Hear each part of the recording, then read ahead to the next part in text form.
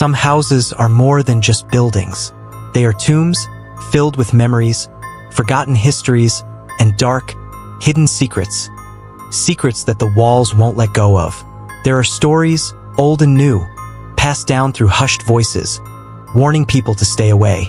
But no one ever believed them. Until now. Only an hour more. I can handle it. She whispered to herself, trying to keep her nerves in check. The shadows seemed to creep around her, making her feel smaller, more exposed. Who's there? Her voice trembled, but there was no answer.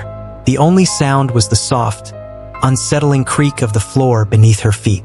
She tried to shake it off. It's just the wind, just my mind playing tricks on me. Right? But then that voice, soft, faint, almost like it was coming from the walls themselves. Sarah, stay. With me.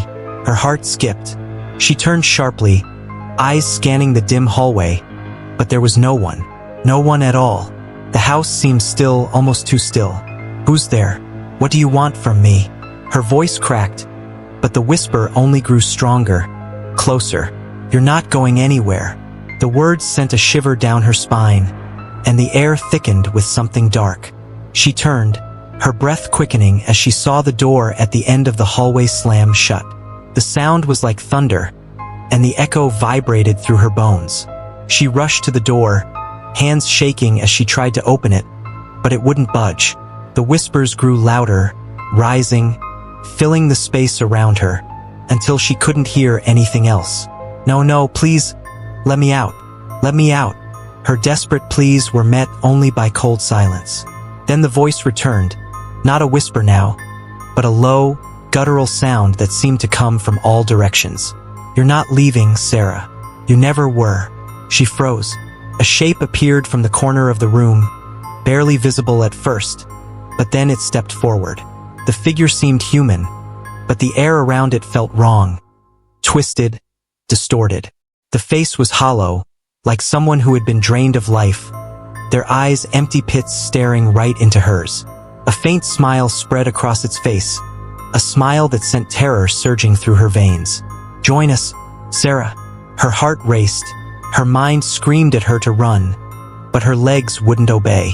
Her breath was ragged, chest tight. No, this isn't real. But the figure didn't answer.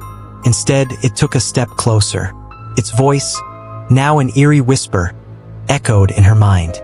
We never leave. We never leave. The laughter that followed was chilling. Not the kind of laughter you'd expect from a person.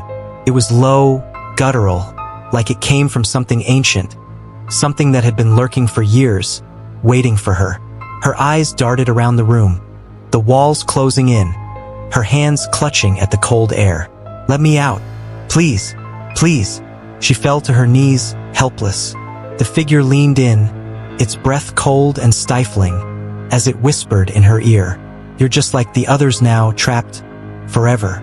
The darkness around her deepened, and the room seemed to swallow her whole. The sound of the whispering filled the entire space, suffocating, overwhelming.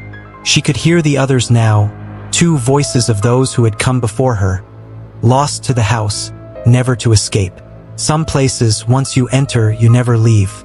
The house doesn't want you to leave. It wants your soul, your essence, to add to its endless collection of whispers. Those who come are never truly alone.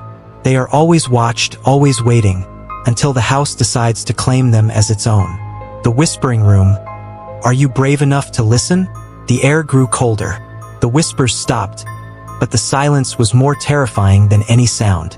And then, faintly, just as the screen began to fade, a final whisper drifted through the blackness. You're next.